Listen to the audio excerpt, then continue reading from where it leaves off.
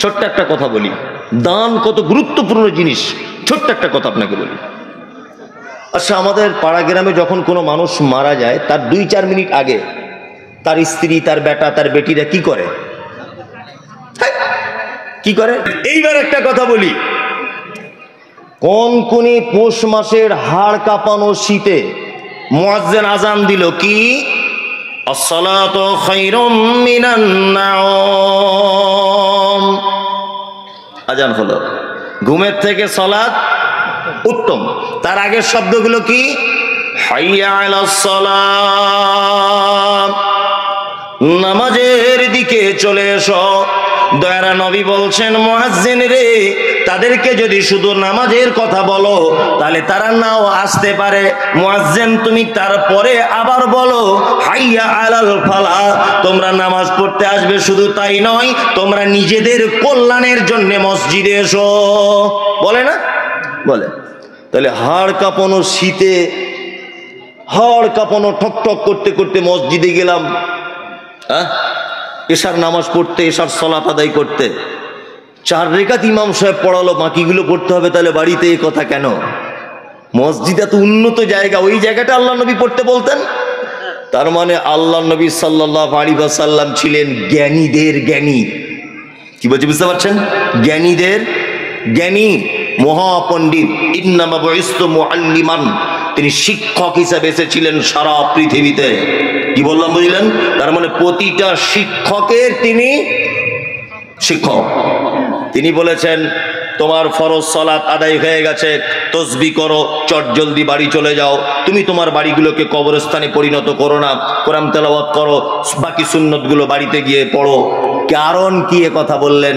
আল্লাহর নবী তিনিও জানতে পারতেন যে এদেরকে যদি মসজিদে বসে সুন্নত পড়ার সুযোগ দেওয়া হয়, পা লম্বা করে পাকা চালিয়ে শুধু এই গল্প, তোর বউ কি করে? হ্যাঁ, তোর বউ কি করে? ও 2তলা বাড়ি করলো, কি ব্যাপার? আর একজনে তখন বলছে, শুনিস নি? তুই বলছে না শুনিনি তো। বলছে লটারিতে 4 কোটি টাকা পড়েছে। ওর টাকা পড়েছে, তোমার বাপ দেখতে গিয়েছিল? হ্যাঁ, একটা কালো মেয়ের পরিষ্কার বর হয়েছে, কালো মেয়ের পরিষ্কার বর হয়েছে। তা মসজিদে আরেকজন বলছে, দেখ না আশরাফুলের জামাইটা কি চমৎকার। আর একটা বুড়ো তখন বলছে, আমাদের ফতেমার মা বলছিল ব্যাপার আলাদা। বলছে কি? বলছে যেদিন দেখতে আসে না ওর বেটিকে, মিষ্টির ভিতরে তাবিজ করে দিয়েছিল। শালা, তাছাড়া অত সুন্দর ছেলে কালো মেয়েকে বিয়ে করে? ওর মা তাবিজ করেছিল, তুমি দেখতে গিয়েছিলে? মসজিদে বসে তুমি এ কথা বলছো, বদমায়েশ কথা করে। এখন আলোচনা সভা, মুনাফিকি কথাবার্তা, বদনাম, চুগলখড়ি, গীবত সব আড্ডাখানা করেছে মসজিদ। কারেন্টের বিল পড়াচ্ছে, হাওয়া খাচ্ছে, আর নামাজ পড়ার পরে 8 ঘন্টা শুধু সমালোচনা। ইমাম সাহেব কি করে, ওর বউ কি করে, অমুকের ছেলে কি করে, ওর মেয়ে কি ব্যাপার এরকম, ওর ছেলে কি ব্যাপার এরকম, ও কেন আসে না, ওর কেন এটা হয় না, ও কেন বললো না, এইসব কথা আপনাদের এখানে হয়? হয় একদম। যুবক ছেলেদেরকে বলছি, আপনারা কড়া পদক্ষেপ নেন। নামাজ শেষ হয়ে গেলে একটা বয়স্ক লোক যেন মসজিদে টিকতে না পারে। আর যদিও বা টিকতে পারে, এক কোণাতে বসে সুবহানাল্লাহ, আলহামদুলিল্লাহ, আল্লাহু আকবার তাসবিহ করবে, কারোর সঙ্গে পাশাপাশি। বলে এইটা আড্ডাখানা নয়, কিন্তু আমরা বর্তমানে একটা আড্ডাখানার মতো রূপ দিয়ে দিয়েছি। কথা বাস্তব বলছি না? বাস্তব একদম না। নামাজ হয়ে গেছে, বাবা বাড়ি চলে এসো। বাড়িতে এসে একটু তসবিহ তাহলিল করো, 2 রেকাত সুন্নত পড়ো, আরো 2 রেকাত নফল পড়ো, আরো 2 রেকাত এক্সট্রা করে পড়ো। নাতিপুতিদেরকে নিয়ে একটু গল্প গুজব করো দাদু হিসাবে। স্ত্রীর সঙ্গে কাজে সহযোগিতা করো। তা না করে ও মসজিদে বসে বসে গীবত করতে ব্যস্ত, পরনিন্দা করতে ব্যস্ত। 1 মিনিটের জন্য প্রতিটা মসজিদে এটা নিয়ম করে দিতে হবে। সালাম ফেরানো শেষ, 5 মিনিট তসবিহর জন্য শুধু টাইম, মসজিদে তালা পড়ে যাবে, আবার আসরে খোলা হবে। যেমন শহরের মসজিদগুলোতে আছে,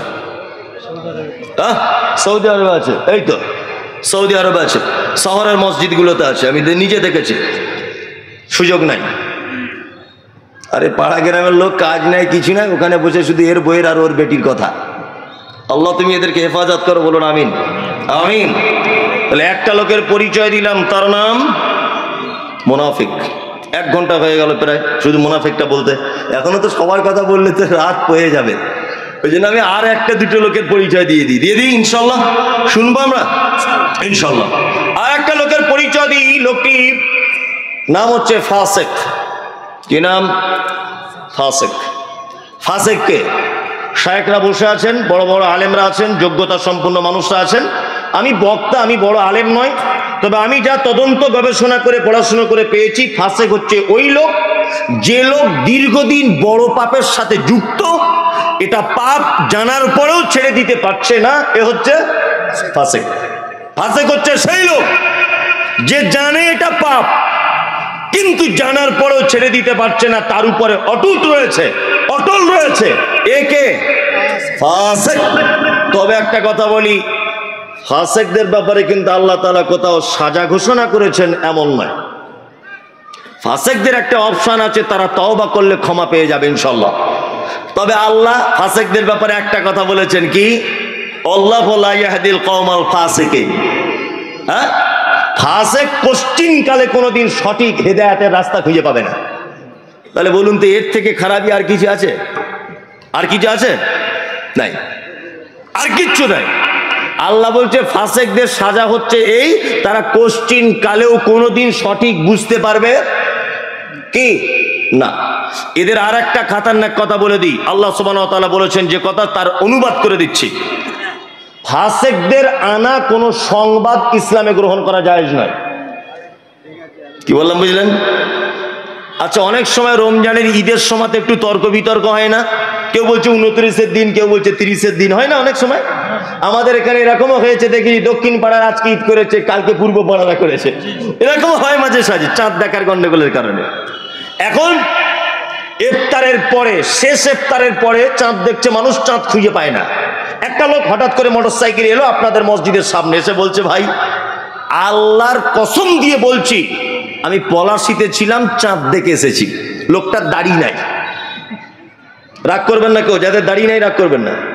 লোকটার কি দাড়ি নাই, লোকটার গাঁঠের নিচে কাপড়, হাতে লোকটার বালা পড়া। ও যদি মসজিদে উঠে বলে চাঁদ দেখে এসেছি, তবুও বিশ্বাস করা যাবে না। কি বলছি বুঝতে পারছেন? ও যদি মসজিদে উঠে বলে আমি চাঁদ দেখে এসেছি, আল্লাহ তাআলা তবুও বলছেন ইমানদারদের ব্যাপারে, এই তোমরা যারা ঈমান নিয়ে এসেছো, ফাসেকের কথাতে তোমরা বিশৃঙ্খলা করবে না, তার কথা আগে যাচাই বাছাই করো তারপর। তার মানে চাঁদ ও যে দেখেছে, যার 10 মিনিট পরে যাচাই করার অপশন আছে, ও তো ডুবে যাবে চাঁদ, নতুন চাঁদ ডুবে যায়, ডুবে যায় না? তার মানে বোঝা যাচ্ছে এ ফাসেক, কারণ দাড়ি নাই, গাঁঠের নিচে কাপড়, হাতে বালা পড়া, 5 ওয়াক্ত সালাত আদায় করে না, এ ফাসেক। এর কোনো সাক্ষী গ্রহণ করা যাবে না। চলুন ফাসেকদের অবস্থা কি বলি। ফাসেকদের অবস্থা হচ্ছে এই যে এদেরকে আপনারা যতই সঠিক রাস্তার দিকে নিয়ে যেতে চান, কোশ্চিন কালেও সে রাস্তাতে হাঁটবে না। এটা ফাসেকদের একটি গুণ। আমি মাঝে সাঝে অবাক হয়ে যাই। আমি বারবার বলছি এ কথা আল্লাহ নবী সাল্লাল্লাহু আলাইহি ওয়াসাল্লাম বলেছে, আর ও বারবার বলছে এ কথা আবু হানিফা বলেছে। আমি বারবার বলছি এ কথা মুহাম্মদ সাল্লাল্লাহু আলাইহি ওয়াসাল্লামের কথা, ও বলছে এটা আব্দুল কাদের জিলানীর কথা। বারবার আমি বলছি এটা মুহাম্মদ সাল্লাল্লাহু আলাইহি ওয়াসাল্লামের কথা, ও বারবার বলছে খাজা মঈনুদ্দিন চিশতির কথা। তার মানে আল্লাহর নবীর হেদায়েত প্রাপ্ত রাস্তাতেও হাঁটতে চাইছে না, ও চিশতির রাস্তাতে হাঁটবে, ও অমুক হুজুরের রাস্তাতে হাঁটবে, সঠিক মুহাম্মদ সাল্লাল্লাহু আলাইহি ওয়াসাল্লামের রাস্তাতে হাঁটতে পারবে না। আর এদেরকে সত্য আনয়ন করে দিলেও বিশ্বাস করবে না, আর এরা হেদায়েতের রাস্তা সহ্য করতে পারে না। আমি ছোট্ট করে একটা উদাহরণ পেশ করি, দেখবেন হাসিও লাগতে পারে, তবে জ্ঞান আছে। একটা লোক মেথর তো সবাই দেখলে বুঝতে পারি না, হাতে ঝাঁটা থাকে আর বালতি থাকে। লোকটা মেথর, সারাদিন পায়খানা পরিষ্কার করার পরে ক্লান্ত হয়ে গেছে। তা রাস্তার ধারে একটা বট গাছের তলাতে লোকটা গিয়ে একটু ছায়াতে বিশ্রাম নিচ্ছেন। কি বললাম বুঝলেন? এখন বিশ্রাম নিচ্ছেন, আরাম করছেন। এখন আর একজন গ্রামে ফেরি করে আতর বিক্রি করে, ওই আতরওয়ালা এখন ও রোদ্দুরে ক্লান্ত হয়ে গেছে, ও গিয়ে বট গাছের তলাতে বসেছে। বসার পরই মেথরের পাশে বসেছে, ও বসার পরই এরম করছে। তা মেথরওয়ালা তখন বলছে, আরে ভাই তুই তো জানতেই পেরেছিস আমার ঝাঁটার বালতি দেখে আমি মেথর, তা তুই নাক ধরে আমাকে কেন এরকম অপমান করছিস বলতো?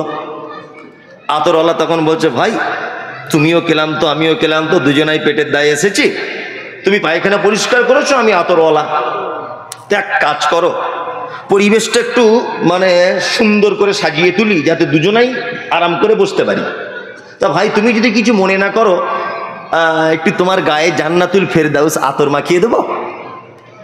তা মেথর তখন বলেছে, ভাই আপনার যদি সুবিধা হয় তো দেন। এখন এই আতরওয়ালা বাক্স থেকে জান্নাতুল ফেরদাউসটা বার করে ওর বগলে পাছাতে গায়ে সব লাগিয়ে দিয়েছে। কি বললাম বুঝলেন? এখন এই মেথর তো জীবনে আতর শুঙেনি, ও যখন বগলে দিয়েছে চিচ্চির চিচ্চির করছে, এরকম করে শুকে দিচ্ছে।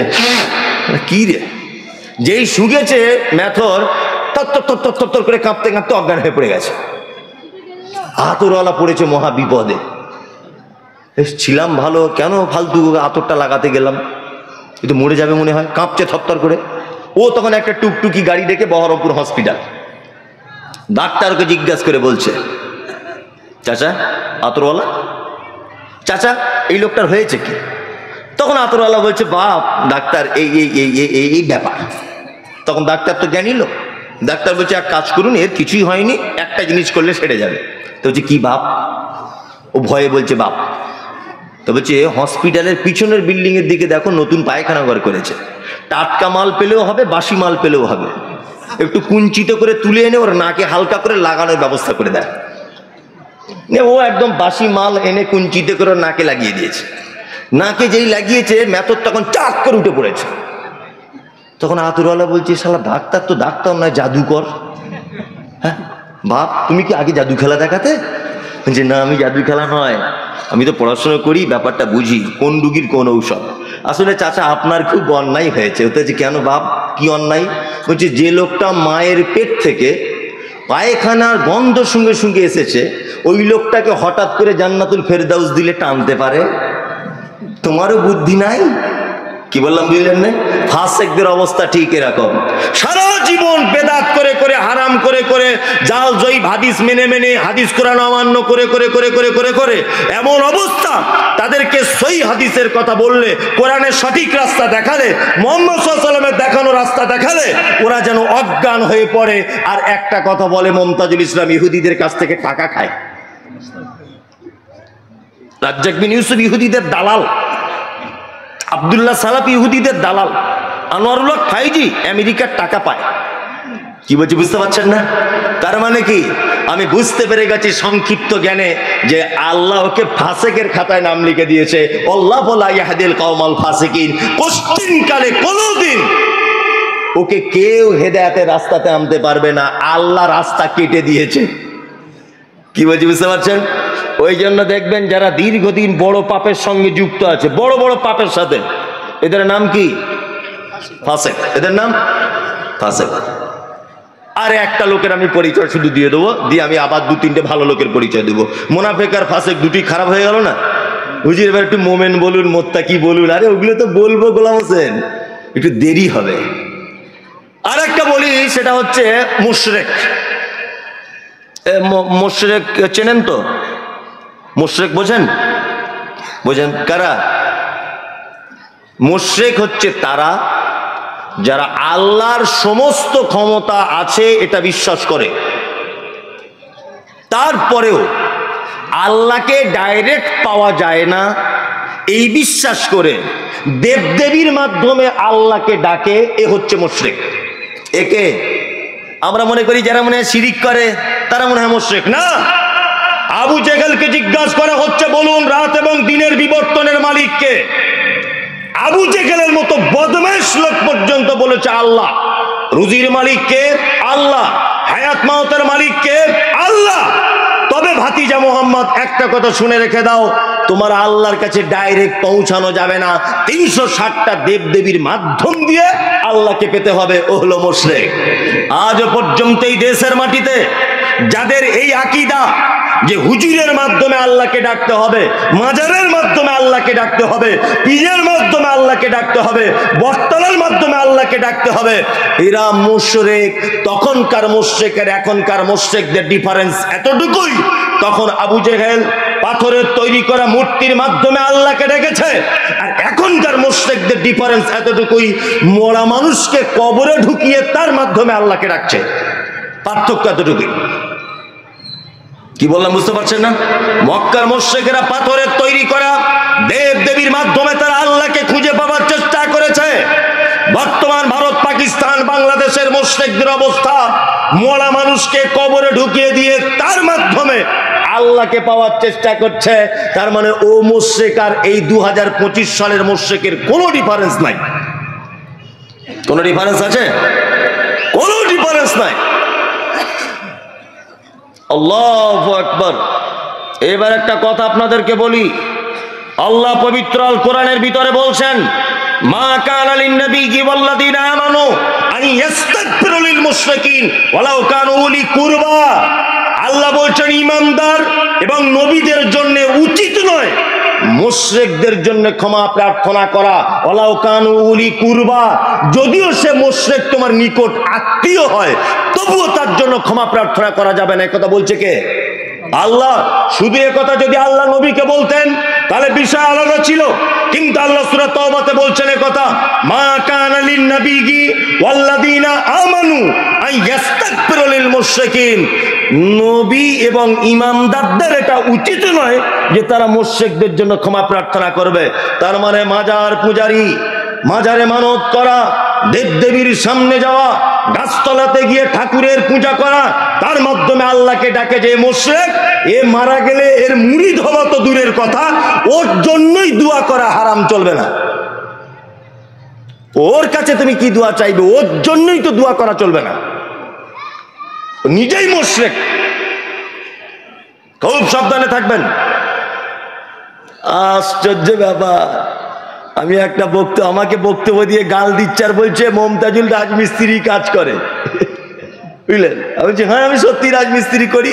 তাই ইব্রাহিম নবী আর তার বেটা ইসমাইল রাজমিস্ত্রি কাজ করে কাবা ঘর নির্মাণ করেছিলেন, এটা তো ভালো কাজ। রাজমিস্ত্রি কি খারাপ কাজ নাকি? তবে শোনো, রাজমিস্ত্রিরা ঘর তৈরিও করতে পারে, আবার তৈরি করা ঘর ভাঙতেও পারে, সেনি হাতুড়ি দিয়ে ভাঙে না? তাই মমতাজুল ইসলাম ওই মিস্ত্রি, এখন ভাঙার কাজে ব্যস্ত। কি বললাম বুঝলেন? আমি শুধু একটা কথা বলেছি, আল্লাহকে ডাইরেক্ট ডাকতে হবে, আর ও আমাকে গাল দিচ্ছে আর বলছে এই আপনাদের মুর্শিদাবাদে এদিকে একটা ছেলে কালো করে পাতলা করে, কি নাম ওর জানি না, আর ওর নাম বলবো না, ওর নাম বললে অসুবিধা আছে, ওর নাম বলবো না। ও বলছে যে মমতাজুল জানে গাছে উঠতে গেলে ডাল ধরে উঠতে হয়। আমি বলে দিচ্ছি ওরে নারকেল গাছে উঠবো, আর তোদের গাছের ডালওয়ালা গাছের ছায়া দিয়ে যাব না, প্রয়োজনে নারকেল গাছে উঠবো। কি বলছি বুঝতে পারছেন না? বলছে তার মানে পীর না ধরলে কি আল্লাহকে পাওয়া যায়? এই আপনাদেরকে একটা কথা বলি, ভালো করে বোঝার চেষ্টা করবেন। এক, আপনি ভেলোরে ডাক্তার দেখাতে যাবেন, ভেলোরে ডাক্তার দেখাতে যাবেন, আপনি হিন্দি ভাষা বোঝেন না, ওখানে তো ওটা কোন রাজ্য তো আমার তেলেঙ্গানা, তেলেঙ্গানা ওটা মনে হচ্ছে, যাই হোক তেলেঙ্গানা, তা ওখানে ভাষা তো আলাদা, তেলেগু ভাষা। তা আপনি ভাষা বোঝেন না, ইংরেজি বোঝেন না, কিছু না, মূর্খ লোক, গ্রামের লোক, আপনার বেটা অসুখ। আচ্ছা বলুন তো, আপনি টাকা পয়সা নিয়ে আপনার বেটাকে নিয়ে একা ওখানে যেতে পারবেন? কিছু কিছু দালাল পাওয়া যায় না আমাদের গ্রামগঞ্জে, তারা ভেলোরে চিকিৎসা করাতে নিয়ে যায়। হ্যাঁ, মানুষ দালাল ধরে কখন? যখন অপরিচিত জায়গা হয়, ভাষাপত্র বোঝা যায় না, তখন মানুষ দালাল ধরে সেখানে যায়, তাই না? আর যদি পরিচিত হয় তাহলে আর দালাল লাগে? লাগে না। তা এইখানে আপনার নাম মাওলানা নূর আলম সাহেব, ভালো করে বুঝবেন। তাই এই এলাকাতে একজন শাইখুল হাদিস নূর আলম সাহেব আছেন, এটা আল্লাহ আগে থেকে জানে কি জানে না? জানে। আর নূর আলম সাহেবও তিনি জানেন যে আমার একজন স্রষ্টা আছেন সপ্তম আকাশের উপরে, উনিও জানেন। তাহলে উনিও জানেন আমার রব আছে, রবও জানে আমার একটা নূর আলম বলে বান্দা আছে। দুজন দুজনের পরিচয় আছে না নেই? তা আগে থেকে যখন দুজনের পরিচিত আছে, তাহলে মাঝখানে দালাল ধরবো কেন? এটা আমার প্রশ্ন। আল্লাহর সাথে যদি আপনার ডাইরেক্ট কানেকশন থাকে, তা পীর সাহেবের মাধ্যমে কেন আপনি আল্লাহর কাছে যাবেন? ও দালাল কেন আমি ধরতে যাব? বিনা দালালে আমি রবের কাছে পৌঁছাবো ইনশাআল্লাহ, বিনা দালালে। একটা কথা বলে দিই, শুনে রেখে দেন, আদম আর হাওয়া আলাইহিস সালামকে যখন পাঠিয়ে দেওয়া হলো পৃথিবীতে, জান্নাতে একটা ভুলের কারণে যখন পাঠিয়ে দেওয়া হলো, আদমকে আল্লাহ তাআলা ফেললেন কোথায়? ভারতে। ভারত তখন আপনারা হয়তো জানেন শ্রীলঙ্কাতে ফেলেছিলেন, শ্রীলঙ্কা তখন ভারতের ভিতরে ছিল। আর হাওয়া আলাইহিস সালামকে ফেলা হয়েছিল জিদ্দাতে, একজন ভারতে আর একজন জিদ্দাতে। দুইজন কি দোয়া করেছিলেন? রব্বানা যালামনা আনফুসানা ওয়া ইন লাম তাগফির লানা ওয়া তারহামনা লানাকুনান্না মিনাল খাসিরিন। ক্ষমা পেয়েছিলেন, পেয়েছিলেন, পেয়েছিলেন। ইউনূস আলাইহিস সালাম মাছের পেটের ভিতরে চলে গিয়েছিলেন, কি দোয়া করেছিলেন? লা ইলাহা ইল্লা আনতা দোয়া করেছিলেন। আচ্ছা, আল্লাহ সুবহানাহু ওয়া তাআলার একজন বিখ্যাত নবী, নাম হলো তার ইব্রাহিম আলাইহিস সালাম, পৃথিবীর দ্বিতীয় সম্মানী নবী। ইব্রাহিম আলাইহিস সালামকে নমরুদ আগুনে ফেললো, আল্লাহ কোরআনে আয়াত অবতীর্ণ করলেন, ইয়া নারু কুনি বারদান ওয়া সালামান আলা ইব্রাহিম। ইব্রাহিম আলাইহিস সালাম বেঁচে ছিলেন। আমাদের মাঝে একজন বিখ্যাত নবী ছিলেন, নাম হচ্ছে তার মূসা আলাইহিস সালাম। ফেরাউন তাকে নিয়ে চলে যাচ্ছে, সামনের দিকে পিছনে ফেরাউন, ডান দিকে ফেরাউন, বাম দিকে ফেরাউন। মূসা আলাইহিস সালাম ছুটছেন, সামনে নদী। আল্লাহকে শুধু ডেকে এতটুকু কথা বললেন, আল্লাহ সঠিক রাস্তা দেখাবে। রাস্তা তৈরি করে আল্লাহ মূসাকে পার করেছিলেন, করেছিলেন। সেই আল্লাহ আজও আছে না নেই? আছে, জোরে বলুন, আছে। আরে যে আল্লাহ বিনা পীরে মূসাকে পার করে দিতে পারে, আরে যে আল্লাহ বিনা পীরে ইব্রাহিমকে বাঁচাতে পারে, আরে যে আল্লাহ দালাল ছাড়া ইউনূসকে মাছের পেট থেকে বাঁচাতে পারে, যে আল্লাহ দালাল ছাড়া আদম আর হাওয়াকে বাঁচিয়ে দিতে পারে, সেই আল্লাহ আমার আপনার মতো গুনাহগার মানুষগুলোকে বাঁচাতে পারে কি পারে না? পারে। আমরা দালাল ছাড়াই আমরা রবের কাছে আত্মসমর্পণ করবো ইনশাআল্লাহ, ইনশাআল্লাহ। কোন দালালের শরণাপন্ন হব না। কত বড় চিটার, কত বড় চিটার! আল্লাহু আকবার। আল্লাহ তুমি এদেরকে হেদায়েত দান করো, আমিন। আমি শুধু অবাক হই, বক্তব্য দিতে এসে শুধু মরা পীর সাহেবদের প্রশংসা করে। কি এই দেখুন, একটা শোনাই আপনাকে বন্ধুরা আমার। আব্দুল কাদের জিলানী এত বড় আল্লাহর ওলি ছিল, উনি যখন মায়ের পেটে তখন 30 পারা কোরআনের হাফেজ হয়ে গেছিলেন। এত বড় আল্লাহর ওলি ছিল। একদিন দরজাতে একটা ভিখারি এসেছে, আর আব্দুল কাদের জিলানী বুঝতে পারলেন ভিখারিটা খুব বদমায়েশ। মায়ের পেট থেকে বার হয়ে লোকটাকে হত্যা করে আবার মায়ের পেটে ঢুকে গেল। তাহলে এই কি 2025 সালের ওয়াজ? হ্যাঁ, এই জলসা হয় না? হয়। আমার বড় আফসোস লাগে, যত পীর সাহেবদের জীবনী বলা হয় সব মরা পীরদের। কি বললাম বুঝলেন? যত আল্লাহর ওলিদের জীবনী বলা হয় সব মরা ওলিদের। আমি বলছি পীর সাহেবদের এতই যখন কেরামতি, আল্লাহর ওলিদের এতই যখন কেরামতি, তো এখন যত ফুরফুরা আজমির টাজমির যত জীবিত পীর আছে, একটা কেরামতি দেখাও, মোবাইলে ভাইরাল করে দিই, তবেই তো বলবো বাপের বেটা। হ্যাঁ, তুমি আব্দুল কাদের জিলানীর কথা বলছো, কারণ তখন মোবাইল ছিল না, ডকুমেন্টস কিছু না, জীবনে প্রমাণ করা যাবে না। হ্যাঁ, তুমি খাজা মঈনুদ্দিন চিশতির কথা বলছো, জীবনে তো প্রমাণ করা যাবে না, যাবে? হ্যাঁ, যাবে না। তো তুমি 2025 সালে একটা কেরামতি দেখাও।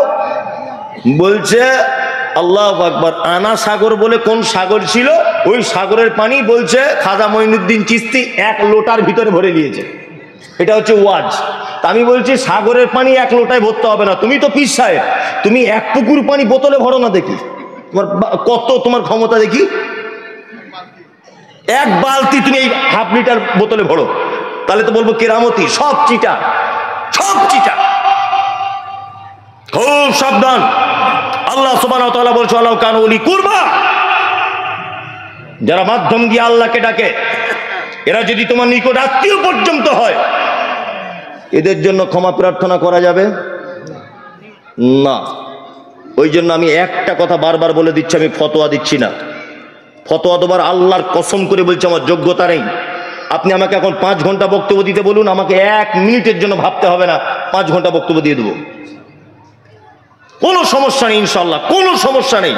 আপনি কালকে আবার এই স্টেজে আমাকে বক্তব্য দিতে বলুন যে কালকে আবার দিতে হবে, আবার দিয়ে দেবো।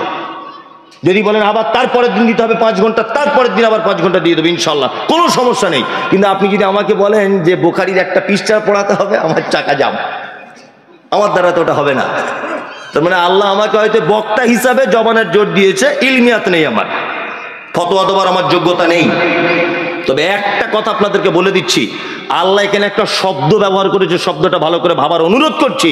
আল্লাহ বলছে আলাউ কানু উলি কুরবা, মুশরিক যদি তোমার নিকট আত্মীয় হয় তবুও তার জন্য ক্ষমা প্রার্থনা করা যাবে না। আপনার বেটিটা আলহামদুলিল্লাহ খুব সুন্দরী, মাশাআল্লাহ মাশাআল্লাহ মাশাআল্লাহ, খুব সুন্দরী আপনার বেটিটা। এই লোক বিবাহের একজন ঘটক ধরে নেন, তা আপনার বেটির জন্য একটা ছেলে ব্যাপারে কথা বলছে। তা আপনি জিজ্ঞাসা করছেন মৌলানা সাহেব ছেলেটা কি করে? তা বলছে ছেলেটা স্কুলের মাস্টার গো, সরকারি হাই স্কুলের না প্রাইমারিতে, হাই স্কুলের। তখন মেয়ের বাপ বলছে ওরে বাবা রে, হাই স্কুলের? হ্যাঁ। ইনি তখন বলছেন একটা জিনিস অসুবিধা আছে। বলছে কি? বলছে ওরা মাঝে সাঝে পাথর চাপ দিতে যায়, ওখানে মানত করে, মাজারে যায়, সেজদা টেজদা দেয়, গোলাপ ফুল টুল দেয়, অসুবিধা নাই তো? তখন এই বেটির বাপ তখন বলছে না বেতন তো ভালো পায়, আলহামদুলিল্লাহ সমস্যা নেই। আলহামদুলিল্লাহ কি সমস্যা নেই। নিয়ে ওই মাজার পূজারির সঙ্গে আপনার বেটিটাকে দিয়ে দিলেন। কি বললাম বুঝলেন না? আল্লাহ আপনার বেটির ব্যাপারে বলছে আলাউ কানুলি কুরবা। এই বেটিটা যেদিন থেকে ওই ছেলেটার হাতে দিলেন, আপনার বেটির কল্যাণের জন্য জীবনে কোনোদিন দোয়া পর্যন্ত আপনি করতে পারবেন না। কারণ কারণ ও মুশরিক। খুব সাবধানে থাকবেন। অন্তত পক্ষে মেয়ে বিয়ে দেন, তার আকীদা মানহাজ এগুলো যেন ঠিক থাকে। সে চাকরি করুক না করুক, আপনার মেয়ে একটু কম দামে চালের ভাত খাক, অসুবিধা নেই। আল্লাহর জান্নাত থেকে যেন বঞ্চিত না হয়ে যায়। বন্ধু কি বললাম বুঝতে পারছেন? আল্লাহর জান্নাত থেকে যেন বঞ্চিত নাও হয়ে যায়। তাহলে মুশরিক বলে দিলাম, অনেক কিছু বলে দিলাম, এইবারে বলে দিই কি মোমেন।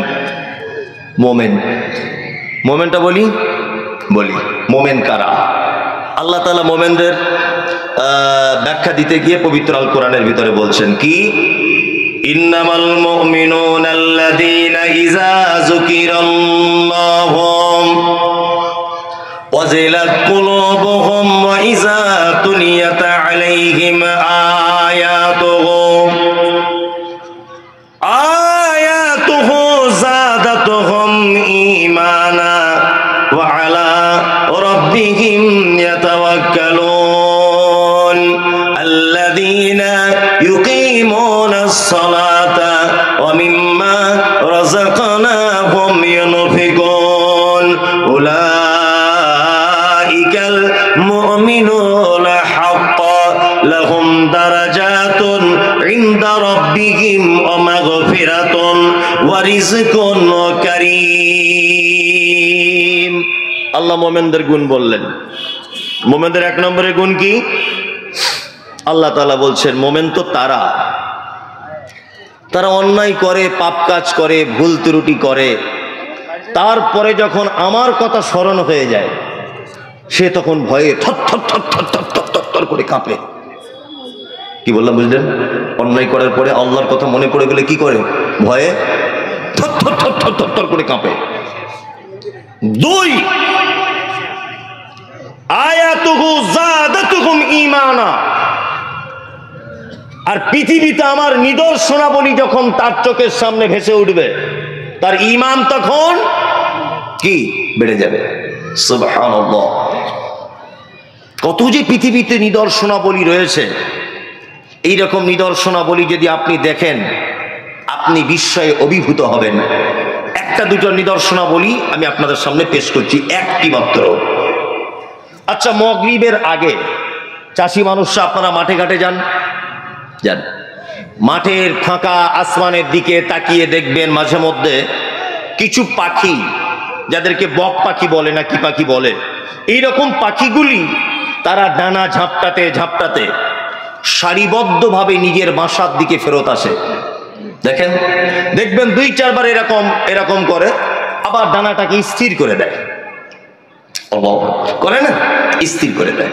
এই স্থির করা অবস্থায় দেখবেন 3 মিনিট 4 মিনিট হেলে দুলে যাচ্ছে, দেখতে পাওয়া যায় না? যায়।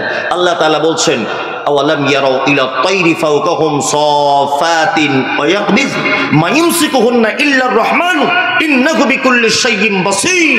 সুবহানাল্লাহ। আল্লাহ বলছেন মানুষ তোমরা কি একবার পক্ষী কুলের দিকে তাকিয়ে দেখো না, যখন তারা ডানা ঝাপটাতে ঝাপটাতে স্থির করে দেয় ডানাটি, এই মহাশূন্যতে ভাসমান অবস্থায় তাদেরকে আটকে রাখে কে? ইল্লার রহমান, শুধু আমি আল্লাহ, আমার পক্ষেই এটা সম্ভব। এটা একটি নিদর্শনাবলী। এটা কি নিদর্শনাবলী? আপনি দার্জিলিং বেড়াতে যান, কি লেক গার্ডেন না লক গার্ডেন বলে একটা জায়গা আছে দার্জিলিং এ, কেউ গেছেন এখানে বেড়াতে? দার্জিলিং জাননি, লক গার্ডেন, আমি গত বছরে গিয়েছিলাম ওখানে।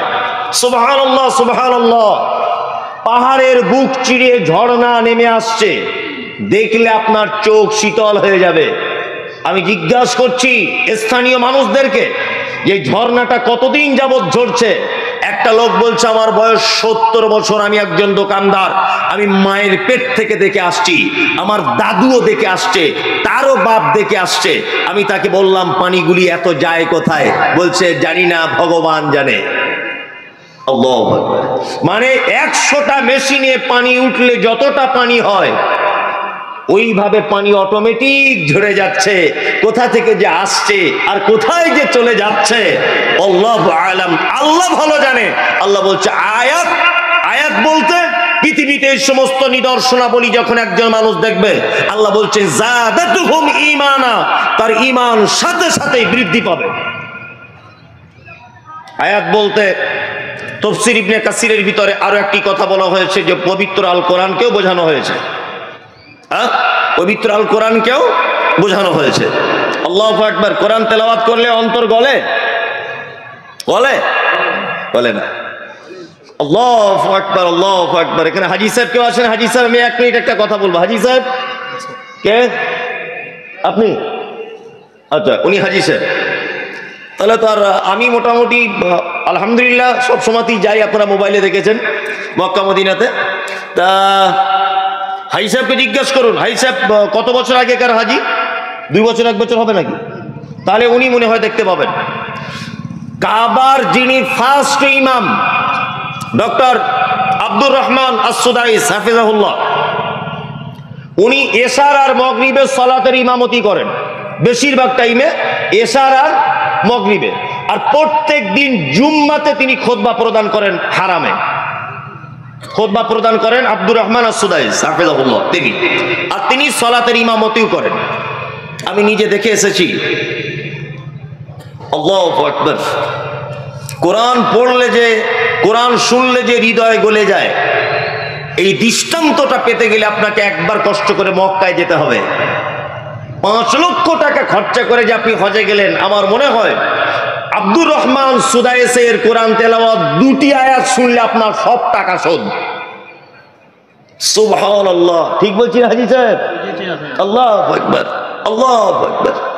এত সুন্দর তেলাওয়াত, এত সুন্দর কণ্ঠ, সুললিত কণ্ঠে তিনি যখন তেলাওয়াত করেন। আমি একটা মজার কথা মনে পড়ে গেল, উত্তর দিনাজপুরের কিছুদিন আগে একজন অশিক্ষিত লোক, নিরক্ষর লোক, লেখাপড়া জানেন না, চাষি মানুষ, তা উনি আমার সাথে ওমরায় গেছেন। তা আমি যখন কাবাটা তওয়াফ করছি, উনি বারবার আমার জামার কলার ধরে রাখছেন। আমি বললাম চাচা আপনি একটু আমাকে ছাড়ুন। তা বলছে না হুজুর, আমার 3 বিঘা জমি ধান লাগানো আছে, আমি হারিয়ে গেলে সর্বনাশ হয়ে যাবে। ও শুধু ধানেরই চিন্তা, আর কোনো চিন্তা নেই, শুধু ধানের চিন্তা। লোকটা নাম লিখতেও পারে না, নাম লিখতে জানে না, ও হারিয়ে যাবার ভয়ে আমাকে ধরে রাখছে। তওয়াফ করছি, তওয়াফ মক্কাতে, কাবার চতুর্দিকে চক্কর লাগাচ্ছি। আজান হয়ে গেল এশার, ঘুরতে ঘুরতেই কাতারে দাঁড়িয়ে গেলাম। চাচা আমার ডান দিকে দাঁড়িয়ে গেল। আব্দুর রহমান আস-সুদাইস তেলাওয়াত করছেন কি? জাহান্নামের একটি আয়াত। জাহান্নামের আয়াত যখনই চলে আসেন, তিনি তখন 20-30 সেকেন্ড পর্যন্ত বাচ্চা ছেলের মতো হাউ হাউ করে কাঁদেন। সুবহানাল্লাহ, হাউ হাউ করে কাঁদেন বাচ্চা ছেলের মতো। দাঁড়িয়ে আছে আমার ডান দিকে ওই মূর্খ, অশিক্ষিত, নিরক্ষর চাচা। চাচাটা দাঁড়িয়ে আছে আমার ডান দিকেই। আব্দুর রহমান আস-সুদাইস যখন তেলাওয়াত করছেন, বন্ধুরে আমার, Ethiopia, Tanzania, German, Japan, France, Kuwait, Bahrain, Dubai, সারা পৃথিবীর থেকে মানুষ যারা যারা এসেছে সবাই যেন হাও হাও করে কাঁদছে। আমি মমতাজুল গুনাহগার, আরবি ভালো বুঝি না, তারপরে বুঝতে পারছি আল্লাহ জাহান্নামের কথা বর্ণনা করছেন। বন্ধুরে আমার চোখ দিয়ে পানি চলে এলো, আমার চোখের পানিগুলো পড়ে যেন সামনের দিকে ভিজে যাচ্ছে। আর আমার ডান দিকের পাশে চাচাটা যেন আমার থেকেও জোরে জোরে জোরে জোরে হাওয়া করে কাঁদছে। নামাজ শেষ হয়ে গেল, মা চাচার গায়ে হাত দিয়ে বলছি, বাপ সত্যি করে বলো দেখি, আমি না হয় একজন আলেম মানুষ, কোরআন বুঝি বলে কেঁদেছি, তুমি কেন কাঁদলে বলো? তখন লোকটা বলছে, বাপ মমতাজুল, তুমি আমার বেটার বয়সে, তবে শুনে রেখে দাও, আমি কোনোদিন নামাজ কাজা করি না, আমি লেখাপড়া না জানতে পারি, ছোট্ট বয়স থেকে নামাজ পড়ি, আমি মসজিদে আজান দিই, আমি লেখাপড়া জানি না, গরিব মানুষ, কষ্ট করে আল্লাহ আমাকে এখানে নিয়ে এসেছে, কিন্তু আজকে 50 বছর 60 বছর আমি জামাতে নামাজ পড়ি, এত সুন্দর কোরআন তেলাওয়াত জীবনে কোনোদিন শুনি নাই। আজকে জীবনের প্রথমে এত সুন্দর তেলাওয়াত শুনে আমার চোখের পানি ধরে রাখতে পারলাম না। আমি তখন বললাম, চাচা, এই কাঁদার পেছনে তোমার কোনো কারণ নাই, কারণ বলেছেন আল্লাহ। আল্লাহ বলেছে, আয়াতুহু যাদাতুহুম ঈমানা, মুমিন তো তারাই যাদের সামনে কোরআনের আয়াতগুলিকে তেলাওয়াত করা হয় আর আয়াতগুলি শোনার পরে তাদের ঈমান বেড়ে যায়।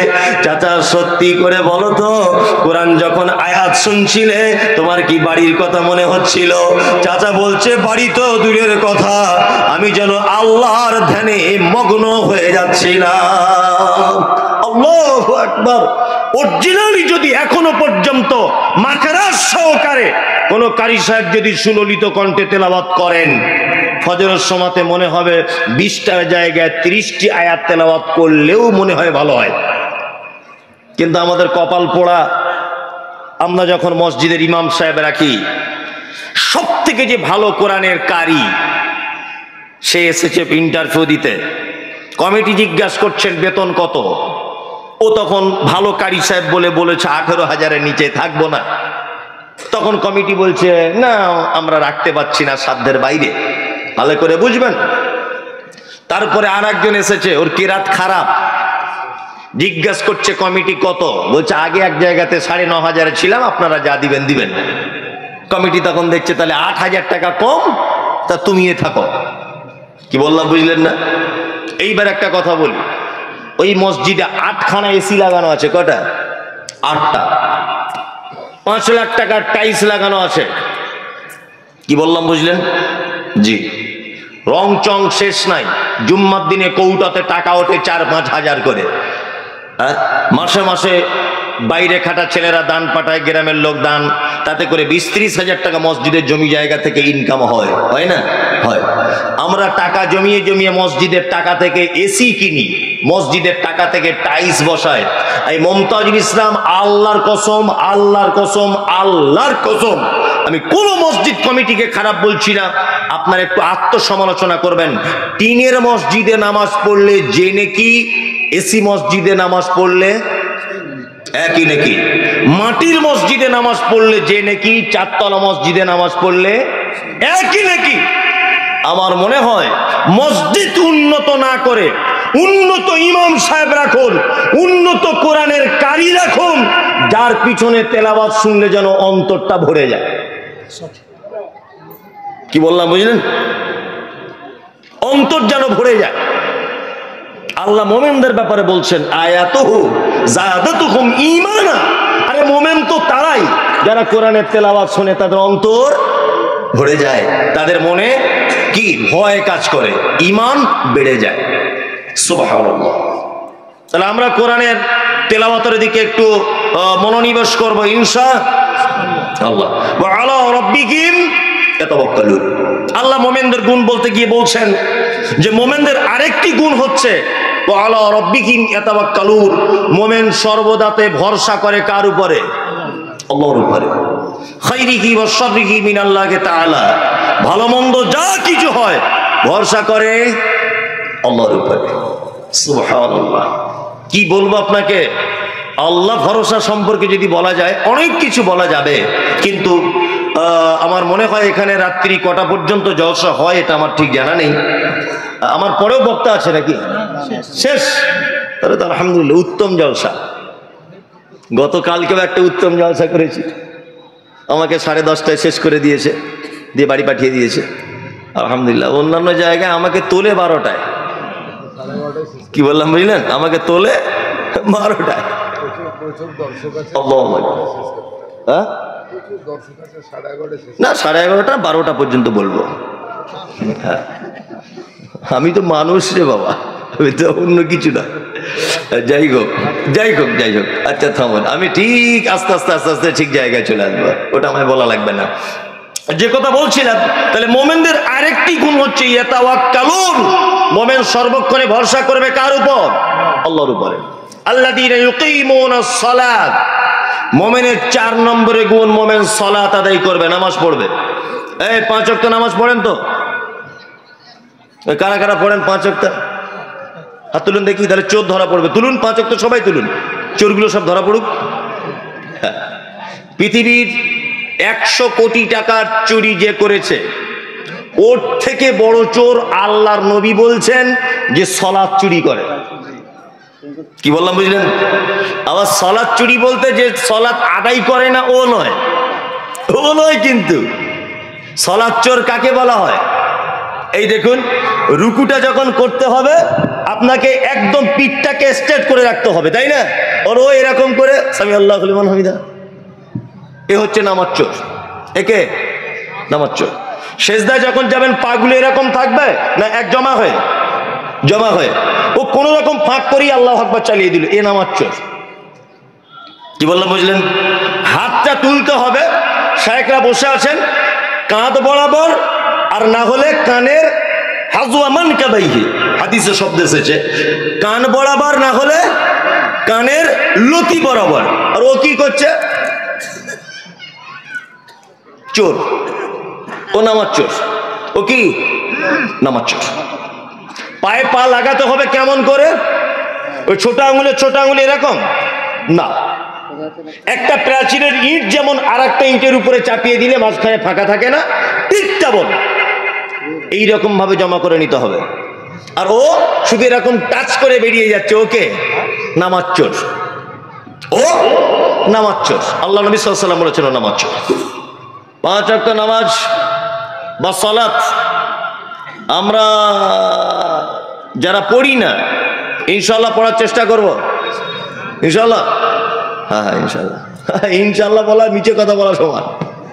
এরকম যে কত বছর ধরে ইনশাআল্লাহ বলে আসছেন, আমার আগের বক্তারা ইনশাআল্লাহ বলেছেন, আবার আমার পরে যে আসবো ইনশাআল্লাহ।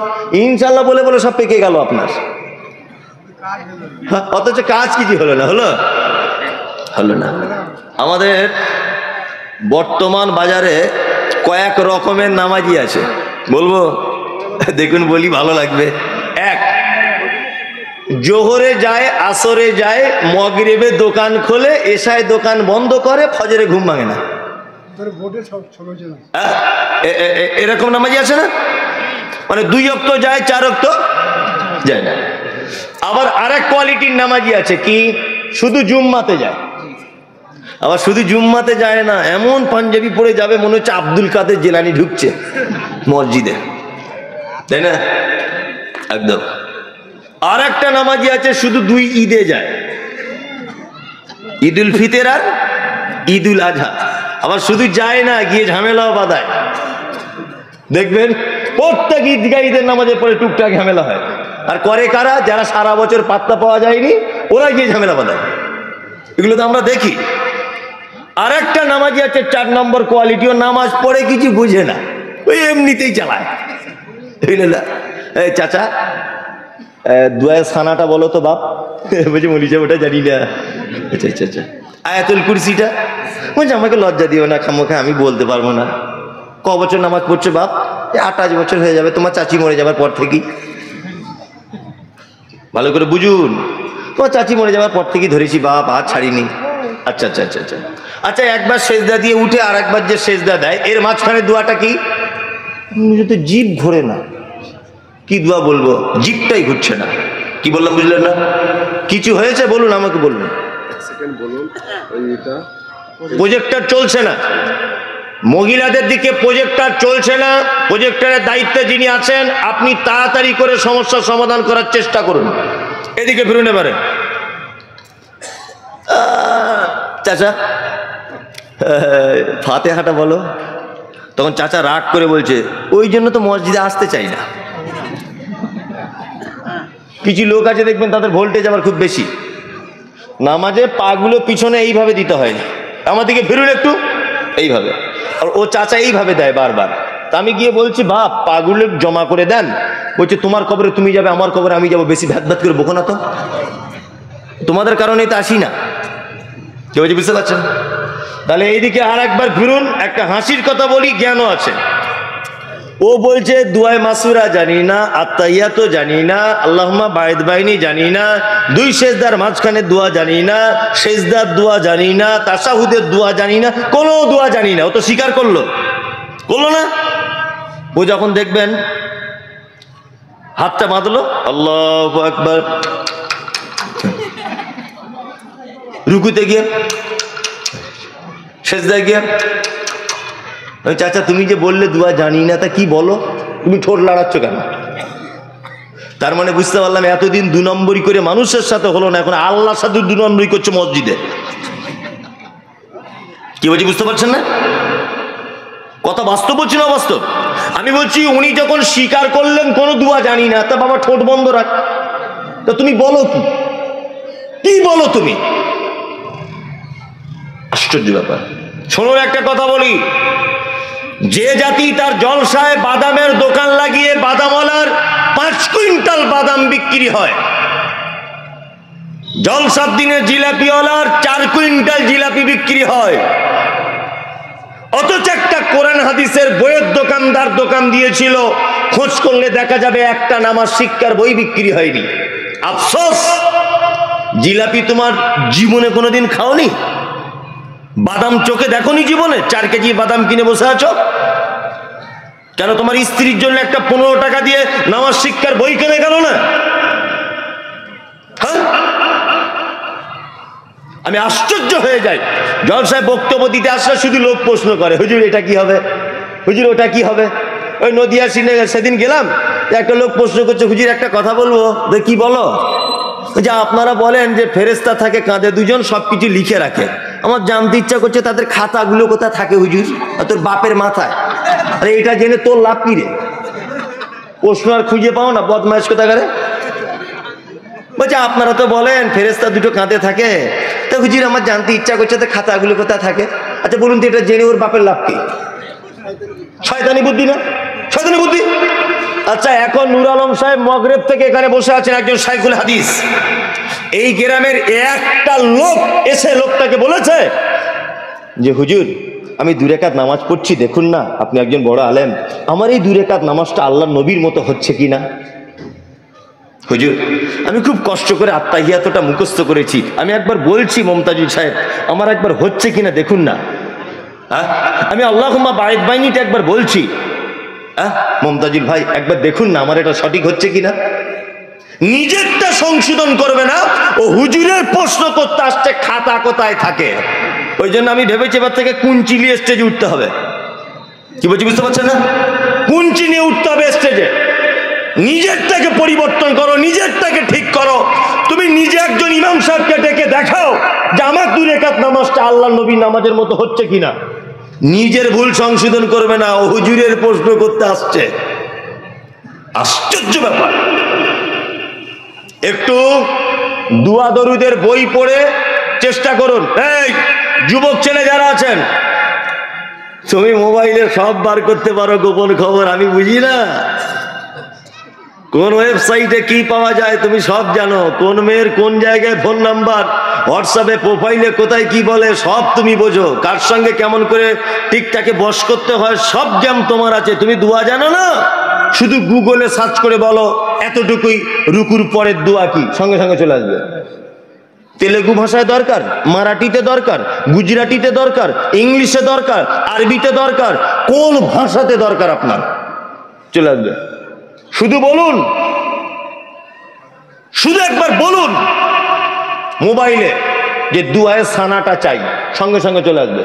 আসবে কি আসবে না?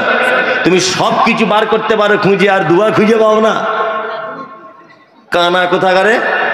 তুমি অন্তত পক্ষে নামাজে সব দোয়াগুলো মুখস্থ করার ব্যবস্থা করো। যুবক তোমাকে বলছি, ইনশাআল্লাহ ইনশাআল্লাহ ইনশাআল্লাহ। এবার একটা কথা বলি, আমাদের বাজারে কিছু লোক আছে, তারা বলছে মৌলী সাহেব নামাই না পড়তে পারি, আমাদের ইমান কিন্তু সাংঘাতিক। বলছে না, বলছে নামাই না পড়লে হবে, ইমান আমার দুর্বল, জীবনে গাছের পাতা কেটে খাই না। ও বড় বড় লেকচারার, 3টে কাটার বিয়ে দিয়েছে, 1 টাকাও লিইনি। দেখবেন বলবে ওই নামাজিদের জমির আলগুলো দেখুন আর আমার আলগুলো দেখুন, আমার আল জীবনে কাটি না, আর নামাজি আল কেটে কেটে একেবারে শুরু করে দিয়েছে। ও শুধু তুলনা এইসব, কি বলে বুঝলেন না? ও তো নামাজ পড়ে, ওর বউ পর্দা করে না। আমি নামাই না পড়তে পারি, আমার বউ খুব হেফাজতে রাখি। কি বলছি বুঝতে পারছেন? মানে ওর অবস্থা কেমন জানেন? আচ্ছা, মাথায় পাগড়ি পরা কি সুন্নত? সুন্নত নয়, তবুও ধরে নেন সুন্নত, তাই তো? আর হাঁটুর নিচে থেকে কোমর পর্যন্ত ঢাকা কি ফরজ, তাই না? তো একটা লোক যদি পাছার দিকটা আগলা করে মাথায় 22 হাত পাগড়ি বাঁধে, এর অবস্থা কেমন? যে নবী সুন্নত পালন করছে, এদিকে পাছার দিকে সব উদম, চলবে? মানে ফরজ বাদ দিয়ে সুন্নত আদায় করছে 22 হাত পাগড়ি দিয়ে। ও ফরজ নামাজ পড়ে না, আবার বড় বড় বড় বড় কথাও আছে না? নেই? আচ্ছা, এর অবস্থা কেমন জানেন? এর অবস্থা একটা ছোট্ট কথা বলি। আমার ছেলে একদিন আমাকে বলছে, আব্বা আমি মিলিটারি চাকরি করব। বোঝানোর জন্য উদাহরণ, আমার ছেলে অত বড় হয়নি, বোঝানোর জন্য বলছি। তাই বললাম ঠিক আছে মিলিটারি চাকরি করবি, তা কি কি প্রসেস আছে কর। তো দৌড়িয়েছে, মাঠে ফার্স্ট হয়েছে, লং জাম্প হাই জাম্প সব ফার্স্ট, লিখিত পরীক্ষায় ফার্স্ট, মৌখিক পরীক্ষায় ফার্স্ট। কি বললাম বুঝলেন? শেষে আমার ছেলে একদিন আমাকে আদর করে বলছে, আব্বা একটা কথা বলবো। কি বলো বাপ? বলছে আজকে আমার ফাইনাল পরীক্ষা একদম শেষ, এইটাতে আমার চাকরি বাঁধা হয়ে যাবে, একটু দোয়া করবেন, আপনিও করবেন, মাও যেন করে। না, আমার স্ত্রী খুব দোয়া করছে, তো ছেলে ভক্ত, খুব দোয়া করছে, আল্লাহ আমার বেটাকে মিলিটারিতে জয়েন করিয়ে দাও। আর আমি তো বক্তা লোক, রাতে জেগে থাকি, দোয়া করার টাইম পাচ্ছি না খুব একটা, তবুও গাড়ির ভিতরে বলছি যে আল্লাহ ছেলেটার একটু ব্যবস্থা করে দিও, যেমন হোক করে দিও। দুজনা দোয়া করেই যাচ্ছি। পরীক্ষাটা কি না, সাইজটা মাপা হবে কতটা হাইট। দেখা যাচ্ছে আমার ছেলে 3.5 ফুটের একটু বেশি। আচ্ছা বলুন তো, কিয়ামত পর্যন্ত আমি আর আমার বউ দোয়া করে ওকে মিলিটারির চাকরিতে জয়েন করাতে পারবো? হ্যাঁ পারবো? 3.5 ফুটের লোক চলে মিলিটারিতে? চলে? তাই এই চাকরিটার মূল শর্তই হচ্ছে ডিফেন্সের হাইট ভালো হতে হবে। কি বললাম বুঝলেন না? হুজুর আমি দান করি, জমির আল কাটি না, বইয়ের কথা শুনে চলি, তাকে হেফাজতে রাখি, বেটার বিয়েতে পড়লি নি, ব্যাংকের সুদ খাই না, ইমাম সাহেবের বেতন দিতে বাকি রাখি না, পালা দিই, যেদিন ইমাম সাহেবের ভাত খাবার টাইম বড় বড় মাছের মাথা দিই। শুধু ভালো কাজ একটাই, নামাজ পড়ি না, তাই না? শুধু ভালো কাজ একটাই, নামাজ পড়ি না। আল্লাহ তাআলা বলছেন, মা সালাকাকুম ফি সাকার ক্বালু লাম নাকু মিনাল মুসাল্লিন। একজন সাকার নামক জাহান্নামীকে জিজ্ঞাসা করা হবে, তুমি কেন জাহান্নামে এসেছো বলো। ও তখন বলবে, ক্বালু লাম নাকু মিনাল মুসাল্লিন, পৃথিবীতে সব ঠিক ছিল, শুধুমাত্র মুসল্লি ছিলাম না, নামাজি ছিলাম না, এই জন্য থাকার জায়গা আজকে আমার এই সাকার নামক জাহান্নাম। তার মানে বোঝা যায় একটা মানুষের ডিফেন্সের চাকরি, মিলিটারির চাকরি, বিএসএফ এর চাকরিতে শর্ত যেমন হাইট ভালো হতে হবে, জান্নাতে যাবার শর্তটাই হচ্ছে সালাত থাকতে হবে। সালাত ছাড়া, নামাজ ছাড়া জান্নাত যাবে না, অসম্ভব ব্যাপার। এইবার একটা কথা আপনাদেরকে আরো মজা করে বলে দিই, যাতে আপনার বুঝতে একটু সুবিধা হয়, তাই না? আমাদের গ্রামের কিছু লোক মারা যায় না? মারা যায়, সবাই, সব গ্রামেই মারা যায়। মারা যাবার পর ইমাম সাহেবরা কি করে? একদম মাইয়াতকে পিছন দিকে রেখে মুসল্লিদের দিকে মুখ করে বলে, আসসালামু আলাইকুম, কুল্লু নাফসিন যায়িকাতুল মাউত। কাঁদো কাঁদো কণ্ঠে বলে, প্রত্যেক প্রাণীকে মৃত্যুর স্বাদ গ্রহণ করতে হবে ভাই। আজকে আব্দুল গাফফার চলে গেছেন, এই পথের পথিক আমরাও। আল্লাহর ডাকলে চলে যাব। এই ঋণগ্রস্ত হলে ছেলেদের বলবেন পরিশোধ করে দিবে, আপনারা চাইলে আল্লাহর রাস্তায় ক্ষমা করে দিবেন। বহিরাগত যারা মেহমান এসেছেন ডালালের ব্যবস্থা আছে, খাওয়া দাওয়া করে যাবেন। আর ও তো ওইটাই শুনতে চাইছিল, যারা কখন বলবে। হ্যাঁ, যাই হোক, জানাজা এবার শেষ, জানাজা শেষ। ইমাম সাহেবের কাছে দুই বেটা গিয়ে হাত ধরে কাঞ্জার বলছে, হুজুর বাপ চলে গেল অল্প বয়সে, একটু দোয়া করবেন জান্নাত চলে যায়। আর ইমাম সাহেব দোয়া করছে, রব্বানা আতেনা, আল্লাহ এমন করে জান্নাত দিয়ে দাও। ওর বাপকে একদম প্রথমে রেখে দাও তুমি। ইমাম সাহেব নিজের বাপ মরে গেলে কাঁদে না, অন্যজনের বাপের এমন করে দোয়া করছে, কারণ ও ধনী লোক, মালের ব্যাপার আছে, টাকা পাবে, যত দোয়া বেশি হবে তত টাকা বেশি। খুব কেঁদে, একেবারে মুসল্লিদের কেঁদে রোদ্দুরে ঝাঁ ঝাঁ করছে, কেঁদে বাড়ি চলে এসেছে। ওর দুটো বেটা তারপরের দিন মাদ্রাসায় জলসা এসেছে। এইখানে এসে দুই ভাই 50,000 করে বান্ডিল বার করে বলছে, কালকে বাপ মরে গেল, সবই তো বুঝতে পারছেন হুজুর, একটু ভালো করে দোয়া করে দেবেন। আমাদের বক্তাদের দোয়া করার ক্যাপাসিটি তো সাংঘাতিক। আর 10 টাকা দিচ্ছে, প্যান্ডেলের ভিতরে পার করছে না। 1000 দিচ্ছে, উপরে মাঝখানে ছেড়ে দিয়ে আসছে। আর যে 5000 দিয়ে দিচ্ছে, একেবারে জান্নাতে ফেরদাউস টপকে দিয়ে আসছে। মনে হচ্ছে আর জায়গা নেই, ওর ঢোকাতেই হবে যেমন হোক করে, এমন দোয়া দিয়ে দিচ্ছে, বুঝলেন। হ্যাঁ, 50,000 করে 1 লাখ টাকা দিয়ে দিল। আবার বলছে মাদ্রাসার ছেলেগুলোকে একদিন বিরিয়ানি করে খাওয়াবো, সেটাও করে দিল। 20টা কোরআন কিনে দিবে, সেটাও দিয়ে দিল। সব কিছু দিয়ে দিল, কিন্তু মূল বিষয় হচ্ছে ওর বাপ নামাজি ছিল না। ওর বাপ কি নামাজি ছিল না। এবার বলুন, 50,000 টাকা দান, 20টা কোরআন মাজিদ দেওয়া, তারপরে ওর বেটাদের কান্নার কাটি দোয়া করা, এইসব করে ওর বাপকে কোন রকম আর জান্নাতে পৌঁছানো যাবে? যাবে? গোলাম হোসেন, কোনো উপায় নাই, কোনো উপায় নাই, কোনো উপায় নাই। আল্লাহু আকবার। আল্লাহ তুমি আমাদের সকলকে সালাত আদায় করার তৌফিক দান করো, আমিন আমিন আমিন আমিন। আজকে বড় আফসোস লাগে, আমাদের প্রতিটা গ্রামের মসজিদ কিন্তু চরম পর্যায়ে উন্নত হচ্ছে, হচ্ছে না? হচ্ছে। কিন্তু আপনি যদি সমীক্ষা করে দেখেন, আগের থেকে আপনার গ্রামের মুসল্লি কমেছে, বেড়েছে? বেড়েছে না। বাড়লেও অ্যাক্টিভ নামাজি যদি আপনি দেখেন, যে কন্টিনিউ লোকটা 5 ওয়াক্ত নামাজ পড়ে, এই সংখ্যা আগের থেকে আমার মনে হয় কমেছে। কারণ এখন মানুষ কাজ বাজ নিজেকে নিয়ে ব্যস্ত হয়ে জড়িয়ে পড়েছে, তাই না? এখন আর মসজিদে আল্লাহর ঘরে টাইম দিতে পারে না। ইমাম সাহেব দুটো কেরাত একটু বেশি করে দিলে, জানে না, বক্তা 2 মিনিট বক্তব্য বেশি দিয়ে দিলে চাকা জাম। ইমাম সাহেব খুতবাটা যদি 5 মিনিট একটা গুরুত্বপূর্ণ কথা বেশি করে বলছে, মানে ও বসতে চায় না, মনে হচ্ছে দুবাইয়ে প্লেনের ড্রাইভার, ও দুবাইয়ে যাবে এক্ষুনি। মসজিদে গেলে এমন ব্যস্ত দেখায় যে মনে হয় এক্ষুনি দমদম এয়ারপোর্ট থেকে ও একটা প্লেন নিয়ে দুবাইয়ে যাবে, এত ব্যস্ত। অথচ বার করেই দেখ, মসজিদ থেকে বার হয়ে বিড়ি ধরিয়ে টানছে, অমুকের দোকানের সামনে চেয়ারে বসে আছে, তাই না? কিন্তু মসজিদে গিয়ে ওর যত অ্যালার্জি। সালাত আদায় করুন। আল্লাযীনা ইউকিমুনাস সালাত ওয়া মিম্মা রাযাকনাহুম ইনফিকুন। আল্লাহ বলছেন মোমেন কারা? মোমেনদের 5 নম্বরের গুণ, মোমেন তারা। আল্লাহ সত্যি আমি অবাক হই, আমি হাদিস খুব কম দেখি, এটা আমি আমার ন্যাকের কথা বলছি।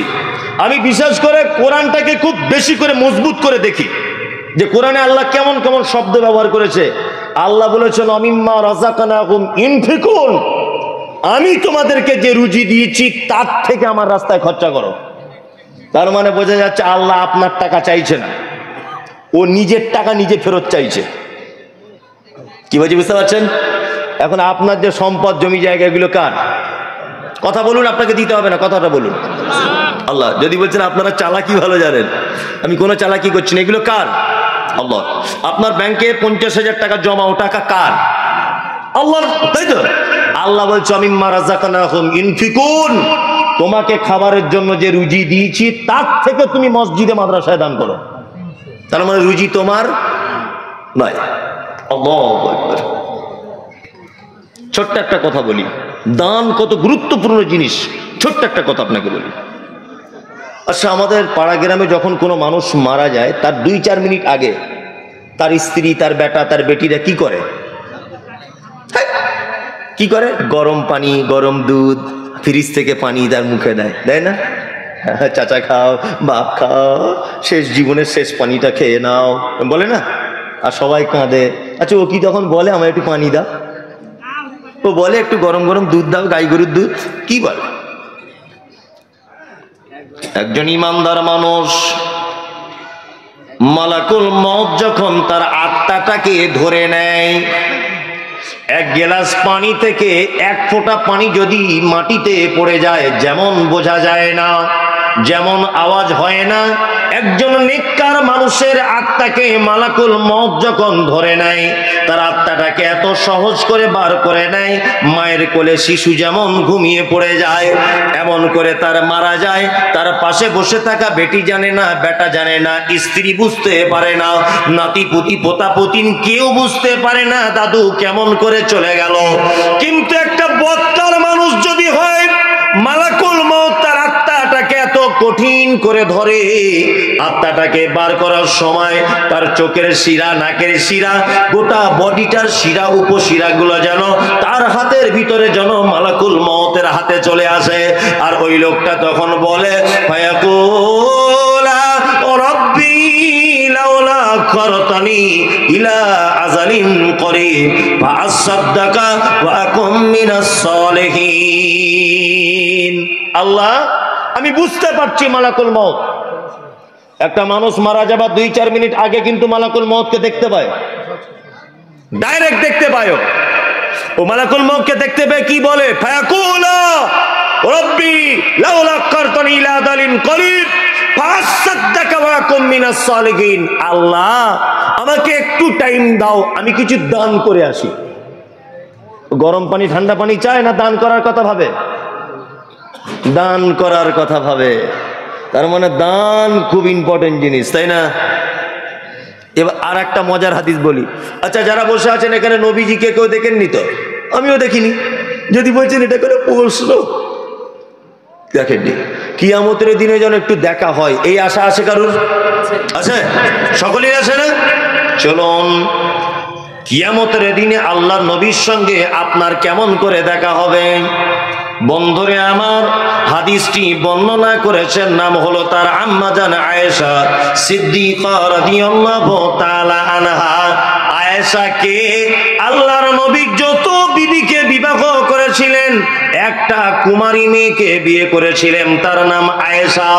আয়েশাকে আবু বকর সিদ্দিকের বেটি। আয়েশাকে হাদিসের পরিভাষাতে বলা হয় মুহাদ্দিসা। আয়েশা হলো ওই মহিলা, বিশ্ব নবী যতজন মহিলা সাহাবিয়াত হাদিস বর্ণনা করেছেন সব থেকে বেশি হাদিস বর্ণনা করেছেন আয়েশা। আয়েশা হলো ওই ভাগ্যবতী নারী, বিশ্ব নবী তিনি বলেছেন খাদ্য জগতে শাড়িদের যে মর্যাদা, আমার আয়েশার সেই মর্যাদা। আয়েশাকে না আল্লাহর নবীকে বিয়ে করার আগে স্বয়ং আল্লাহ দুইবার আয়েশাকে স্বপ্নের মাধ্যমে নবীজিকে দেখানো হয়েছিল। আয়েশাকে আল্লাহর নবী আদর করে আয়েশাকে ডাকতেন হুমায়রা বলে, কারণ তিনি লাল বর্ণের পরিষ্কার ছিলেন। এই জন্যে এই আম্মাজান আয়েশা হাদিস বর্ণনা করলেন। হাদিসটি আছে কোথায়? সহিহ বুখারীতে। হাদিসও বর্ণনাকারিনী আয়েশা কোন বিবি নবীজিকে করিলেন জিজ্ঞাসা, ও গো নবী তব সাথে দেখা হবে কার? নবী বলে দুনিয়াতে হাত লম্বা যার। মা আয়েশা বলে এ কথা যখন শুনিলাম কানেতে, কাটো খণ্ড লয়ে হাতে লাগিলাম মাপিতে, দেখিলাম ও বিবি সাউদার হাত লম্বা বলি, আমারও মুখেতে ও গো পড়ে গেল কালি। হাত লম্বার অর্থ পরে পারিলাম বুঝিতে, দান ধন যারা করে এই দুনিয়াতে। তারপরে জয়নাব এসে নবীজিকে কয়, কেন জয়নাব আল্লাহ রাস্তায় বেশি করে ক্ষয়? এ গ্রামের মানুষ শুনুন হাদিসটি বুখারীর। জয়নাবে আনন্দ আর আয়েশার মুখ ভারী। সহিহ বুখারী হাদিস এটা। আম্মা জান আয়েশা বলছেন আল্লাহ নবী কিয়ামতের দিনে প্রথম আপনার সঙ্গে দেখা হবে কার? আল্লাহ নবী এক কথায় বললেন যার হাত লম্বা তার। আয়েশা অল্প বয়সের মেয়ে, ব্যাপারটা বুঝতে পারলেন না, একটা কাঠের লাঠি নিয়ে আল্লাহ নবীর অন্যান্য বিবিদের হাতগুলোকে মাপছেন। দেখতে পাওয়া গেল আল্লাহ রসুলের আর একজন সহধর্মিনী, নাম হলো তার সাওদা। সাওদার হাতটা লম্বা হয়েছে। আয়েশার মন খারাপ, তাহলে আল্লাহ নবীর সঙ্গে আমার আর দেখা হবে না, ওর হাত লম্বা হয়ে গেল। আল্লাহ নবী বলছেন, আয়েশা ওই রকম হাত লম্বা নয়। যারা দানের ব্যাপারে প্রতিযোগিতা করে, সাদাকার ব্যাপারে যারা প্রতিযোগিতা করে, তার সঙ্গে কিয়ামতের দিন প্রথম আমি মুহাম্মদ সাল্লাল্লাহু আলাইহি ওয়াসাল্লাম দেখা করব।